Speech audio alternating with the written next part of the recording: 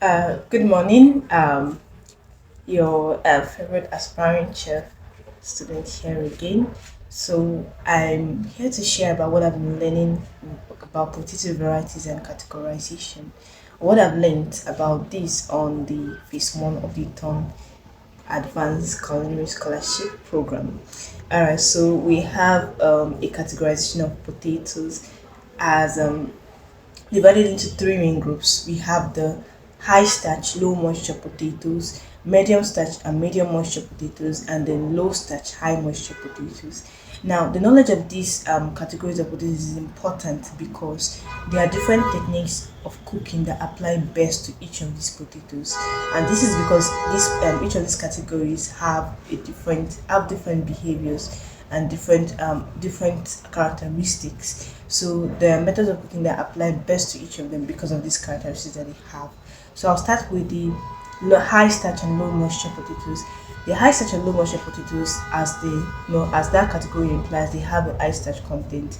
These potatoes, after cooking, you see that they are granular and dry in structure and feel.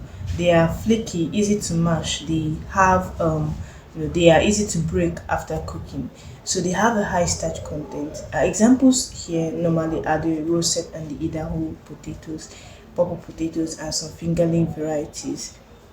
So because of their low moisture content, they are good for frying because they are less likely to splatter when frying, and they are also good for boiling, for pureeing methods, and because of their ability to absorb moisture rapidly, they are good for scalloped and en casserole potato dishes also.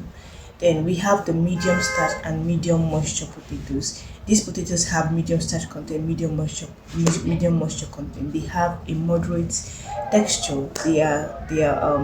After cooking they keep their shape. They keep their shape. They can cook well to tender, and they keep their shape well after cooking. So they are good for a wide varieties of cooking methods. They are good for boiling, for steaming, for oven roasting, for baking, for they are good also for as components in braises and stews. So here we have the red skinned potatoes, and we have a lot of waxy yellow potatoes such as the yellowfin and the Yukon Gold potatoes. So these potatoes, like, they are good for a wide varieties of cooking method, and they're also good for salads and soups. The high starch, low moisture potatoes are also good for baking because of their high starch and low moisture content. They are very good option for baking also. Alright, so we'll move to the low moisture. No, we move to low starch, high moisture potatoes. Now these potatoes they are mostly the new potatoes, like potatoes that are harvested newly, that are less than or about like 1 inch or 4 centimeters in diameter, and they are mostly these new potatoes and some fingerling varieties. These potatoes, they are tender when cooked. There's no need to peel or scrape off the skin before cooking or when cooking, because you can eat these potatoes along with the skin. They are very tender after cooking. Now these potatoes are good for salads because they hold their shape, they stay intact. They don't disintegrate after cooking like the high starch and low moisture potatoes. So they don't disintegrate easily like the high starch and low moisture potatoes. So they stay intact. They are good for just whole portions in as garnishes in soups, and they are good for salads too because they keep their shape. They just stay intact. So these are main categories of potatoes that we have. When it comes to this categorization, for when it comes down to Nigerian cuisine and cookery, again we have examples in each of these three categories, and the examples we need to know potatoes that fall under this category so we can apply the best cooking methods to each of these potatoes. Alright, so we have the high starch and the low moisture potatoes. Potatoes here will include just the varieties include in just potatoes that have rough skin, and the common ones that are big with rough skin, and then imported varieties such as the Irish potatoes. Now these potatoes, yes, they absorb oil well, they absorb moisture well, they are easy to break and flake after cooking, and so they are good for methods such as porridges, mashed potatoes, and they're good for frying too. because of the ability to absorb moisture. Well, they're good for using as thickeners in soup. That is where they will be intentionally put so that they could disintegrate gradually to thicken soups. Right, so they are good for these methods because of their ability to absorb moisture well, oil well, and their flaking and mashing. They are easy to flake and mash after cooking. So that's why we use Irish potatoes for. They're good for fries, right? Because they do not splatter during cooking.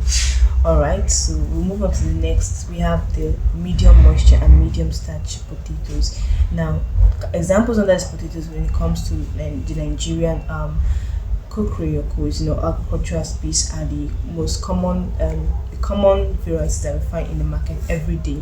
The ones that have medium smooth skin, the medium sized, those common potato varieties in the market, light they are light colored. Those are the medium moisture and medium starch potatoes. Also, some imported varieties fall under this category. So these potatoes are, they maintain their shape after cooking. They are creamy. They can hold their shape well. So they are used for potatoes for dishes or meals such as potato and egg sauce, jollof rice and potatoes because they hold their shape well.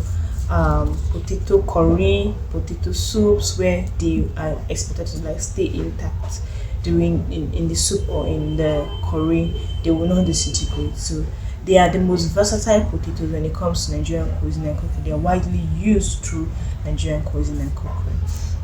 And then we have the last category, the low moisture and the low starch and high moisture potatoes.